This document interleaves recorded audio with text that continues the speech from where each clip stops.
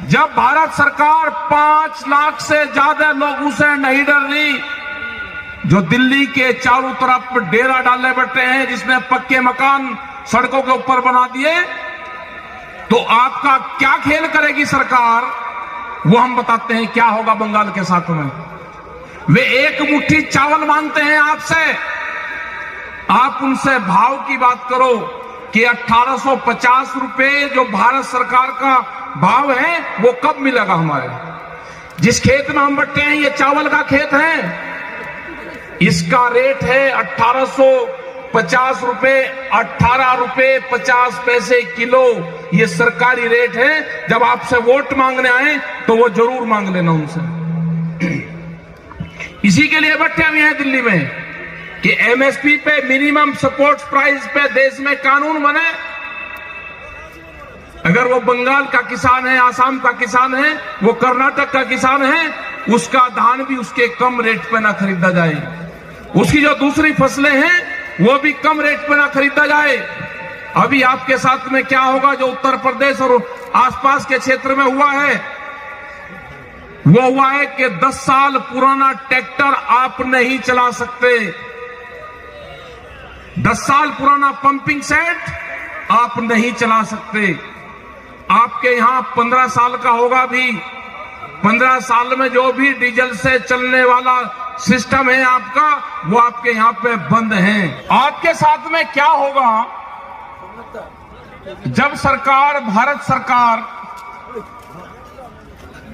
कई लाख किसानों के कब्जे में नहीं आ रही। अभी पिछले 100 दिन से आपके साथ में 2 खेल होंगे यहां पे पहला है कि एमएसपी पे खरीद नहीं हो रही। दूसरा सबसे बड़ा खेल होगा, बड़ी बड़ी कंपनी आएगी जिसको देश बेचा जा रहा है, वे कंपनी आएगी समुद्र में मछली पकड़ने के लिए भी बड़ी कंपनी आ रही है। मछुआरा का जो किसान है, जो समुद्र के पास का किसान है, उसको बहुत बड़ा नुकसान होने वाला है। उसके बाद में नुकसान होगा जो आपके घर के बाहर गड्ढे बने हैं जिसमें आप मछली पकड़ने का काम करते हो, घर के घर में ही, ये पूरे बंगाल में है, ये बंद होंगे। वो कानून भी आएगा, जैसे दूध पे कानून आ रहा है कि डब्बे के अंदर एक किसान अपने पड़ोसी को भी दूध नहीं बेच सकता, ऐसे ही यहां पे भी ये कंपनियां काम करेंगी। क्या किसान जिंदा रह सकता है? ये बड़ी बड़ी कंपनियों के हवाले देश को करा जा रहा है। अगर किसी पार्टी की सरकार होती तो वो बात कर लेती। ये पार्टियों की सरकार नहीं, इस सरकार को कंपनी चलाती है। बड़ी बड़ी कंपनियां हैं जो सरकारों को चलाने का काम कर रही है। वॉलमार्ट जैसी कंपनी आ रही है, अडानी जैसी कंपनी आ रही है, जिसके हाथ में पूरे के पूरे विभाग बेच दिए, टेलीकॉम बेच दिया, हवाई जहाज बेच दिए, एयरपोर्ट बिक गए, रेलवे बिक रही है। अब अगला काम किसानों का है, किसानों का। पिछले 100 दिन से किसान बैठे हुए हैं, देश का किसान, कई लाख आदमी बैठे हुए हैं, 300 के आसपास लोग हमारे शहीद हो गए हैं। उसके बाद में भी सरकार बात करने को भी अभी तैयार नहीं है। ये आंदोलन पूरे देश में खड़े करने पड़ेंगे, ये आंदोलन डिस्ट्रिक्ट वाइज खड़े करने पड़ेंगे। आपको बैरिकेडिंग और बैरियल तोड़ने पड़ेंगे, बड़े आंदोलन होंगे। ये आंदोलनकारियों की धरती है। आपको आंदोलन, लड़ाई आपको लड़नी पड़ेगी। वो लड़ाई बाद की होगी, पहले यह है कि यहां पे इलेक्शन है। जब यहां पर आए तो प्रेस के लोग और सब लोग इलेक्शन की बात जरूर करेंगे। हमारे संयुक्त मोर्चे ने तय करा है कि हम बंगाल में जाएंगे, बंगाल के लोग उस अपील करेंगे कि आप दिल्ली आकर आंदोलन नहीं कर सकते, आपके वहां पे इलेक्शन है, आप बीजेपी को हराने का काम करो, आप उसको वोट मत दो, उसको हराने का काम करना। वोट आपको किसको देनी है वो अपने आप तय कर लेना। जो भी आपको मजबूत कैंडिडेट लगता हो, बीजेपी को हरा सकता हो, आप उसको वोट दे देना। जो ये भगोड़े लोग हैं ना, जो अभी तक यहाँ पे मंत्री थे और फिर छोड़ के भागे, उनके सामने कर जा रहा। एक महिला यहाँ पे लड़ाई लड़ रही पूरे भारत सरकार से, उसको एक्सीडेंट करवा दिया, उसको हॉस्पिटल में डलवा दिया।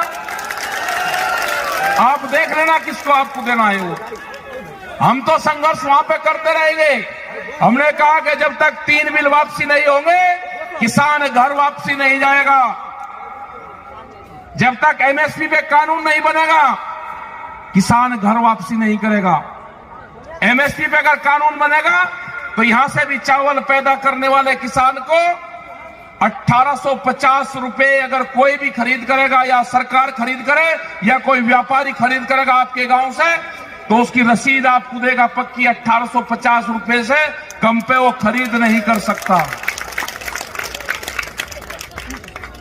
ये कानून बनेगा।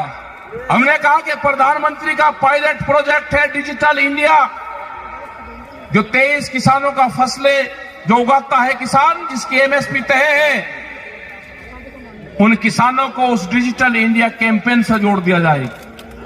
किसान ने फसल बेची, जब तक वो अपने घर पर जाए अकाउंट में उसके पैसा पहुंच जाए। किसान को उससे नहीं जोड़ोगे, किसान की फसलों को लुटाई करोगे। 700 रुपए से लगा के और 1000 रुपए क्विंटल तक उसकी फसलों को खरीदोगे, और जब चावल वो खरीदने जाएगा तो 40, 50 और 60 और 70 रुपया किलो उसको मिलेगा। इससे कंज्यूमर भी मरा और इससे किसान भी मरा। जो वेजिटेबल्स हैं, जो फल, जो सब्जियां हैं, उसके भी दाम तय होने चाहिए। ये आंदोलन चल रहा है। जब भी भारत सरकार से बातचीत होगी, ये आंदोलन में ये भी एक प्रायोरिटी पर रखा जाएगा कि जो फसलें हैं, वो सब्जी की फसलें हो, वो दूध की फसलें हो, इनके भी रेट देश में तय हो। अभी एक नया व्यापार शुरू हुआ है यहाँ पे, वो व्यापार है भूख का व्यापार। जो हमारी माताएं बहनें बैठी है, अगर ये सोना पहनती थी तो एक सर्वे हुआ, ये सोने का इस्तेमाल एक साल में 17 बार करती हैं। जो तीज त्योहार है, जो ईद, दिवाली होगी, होली होगी, जो दुर्गा पूजा होंगे, उस टाइम पे उस सोने का इस्तेमाल ये महिलाएं करती हैं। उनने कहा कि ये नहीं, और व्यापार होगा, भूख के ऊपर व्यापार होगा। अनाज तिजोरियों में बंद होंगे, रोटी तिजोरी में बंद होगी। ये आंदोलन होगा कि रोटियों को तिजोरी में बंद नहीं होने देना। रोटी व्यापारी की कैद में नहीं होगी। अनाज के गोदामों पे व्यापारियों का ताला नहीं लगेगा। यह आंदोलन जब तक जारी रहेगा, जब तक ये कानून वापसी नहीं होंगे। इनको खत्म करना पड़ेगा सरकार को। ये 3 बिल नहीं है, दूध के ऊपर बिल आ रहा है। अभी अगर कोई आदमी यहाँ पे पशुपालन का काम करते होंगे, अगर किसी के पास में 2 पशु होंगे तो कॉमर्शियल कनेक्शन लेना पड़ेगा उसको गांव में भी। ये बिल आ रहा है। अगर आप कौन से खेत में किस चीज का कंपनी का बीज बोओगे, पेस्टिसाइड बिल आ रहा है, सीड बिल आ रहा है, बीज का कानून देश में आ रहा है। अब इन बिल के बाद में अगर आंदोलन ना होता तो अब तक वो बीज का कानून भी आ गया होता। इस खेत में आप क्या बोओगे वो सरकार तय करेगी। किस कंपनी का बीज बोओगे, अगर किसी खेत में दूसरी कंपनी का सीड मिल गया तो आपके ऊपर मुकदमा होगा। बीज के थाने खुलेंगे देश में। कैसे जिंदा रहेगा किसान? बिजली के थाने हैं यहाँ पे, दूसरे थाने हैं यहाँ पे, बीज के भी थाने देश में खुलेंगे। अगर किसी के पास में पंपिंग सेट है और वो 10 से 15 साल पुराना है, वो तोड़े जाएंगे, उस पर जुर्माना नहीं होगा। अगर ट्रैक्टर या कोई भी इक्विपमेंट खेत में या कहीं पे भी चलने वाला है, वे तोड़े जाएंगे, वे स्क्रैप में बिकेंगे। तो ये सारे कानून आ रहे हैं। अगर देश का किसान अब की बार इस आंदोलन से पीछे रहा तो ये देश की जनता हारेगी, देश का किसान हारेगा, देश का नौजवान हारेगा। ये लड़ाई जारी है। इस लड़ाई में सब लोगों को साथ देना चाहिए। रेलवे के कर्मचारी 2022 में अगले साल 4.5 लाख कर्मचारी हट जाएंगे। वॉलमार्ट जैसी कंपनी आ रही है, उसके पास में 10,000 पानी के जहाज हैं। उसका पहला यह है कि जो साप्ताहिक बाजार लगते हैं वे साप्ताहिक बाजार पूर्ण रूप से बंद होंगे। उसमें पूरे देश में 4.5 करोड़ लोग रोजगार पाते हैं, वो खत्म होंगे सारे के सारे। आगे है कानून, अगर कोई एक्सप्रेस वे निकल रहा है उसके 1 किलोमीटर के दोनों तरफ कोई भी कॉमर्शियल एक्टिविटी नहीं हो सकती। कोई भी अपना पान का खोखा, बीड़ी का खोखा, चाय का खोखा, पंचर लगाने की दुकान वो नहीं कर सकता। उसको लाइसेंस लेना पड़ेगा, जैसे पेट्रोल पंप का लाइसेंस मिलता है। ये भी कानून आ रहा है। तो करीब 40 से ज्यादा कानून अभी देश में इस तरह के आने वाले हैं, उससे देश नहीं बचने वाला, बर्बाद होगा पूर्ण रूप से। और ये सारी की सारी जमीनें हमारी कंपनियों के पास में जाएगी। यहां पर आएगी वो कंपनी और वो कहेगी कि 40,000 रुपए एकड़ का अगर रेट है तो वे 60,000 रुपए एकड़ आपको देंगे। तो किसान उसको तुरंत देगा और वो एग्रीमेंट होगा आपका 30 से 40 साल का। हमारे लोग शहरों में शिफ्ट होंगे, अपने गांव में ही कहेंगे 60,000 रुपए एकड़ का बहुत है। इन जमीनों में केमिकल डाला जाएगा, ये जमीनें बर्बाद होंगी। 50 से 70 साल के बाद में हिंदुस्तान में अगर ये कानून आते हैं तो कोई खेती लायक जमीन यहां पर नहीं रहेगी। यहां पर इंडस्ट्रीज लगनी है, उसके लिए सस्ता मजदूर चाहिए और मजदूर आवेगा गांव से, मजदूर आवेगा खेती से। ये इसलिए पूरा प्रोग्राम चल रहा है। और एक इस तरह का देश चाहिए था कि जिसकी जनसंख्या ज्यादा हो, वो मजदूरी का काम करे, उनको भोजन की जरूरत होगी तो दूसरे मुल्कों से भोजन उनके लिए आए। और आप 3 काम के लिए हिंदुस्तान का नौजवान और हिंदुस्तान की जनता रहेगी। खाने के लिए मार्केट, मजदूरी करने के लिए फैक्ट्री और वोट देने के लिए वोटर। आप सिर्फ 3 काम करोगे, चौथा काम आप नहीं कर सकते। तो इसलिए आंदोलन में आपको जुड़ना पड़ेगा। नौजवानों के हाथ में बड़ी ताकत है। आप सब नौजवानों को देश के खड़ा होना पड़ेगा, जुड़ना पड़ेगा। आपने इस टाइम तक बातचीत सुनी, आपका बहुत बहुत धन्यवाद। आप वोट मत देना, उसको वोट मत देना, संघर्ष करो। वोट नहीं देना उसको, संघर्ष आपको करना पड़ेगा। इनको यहां से बेरंग भगा दो।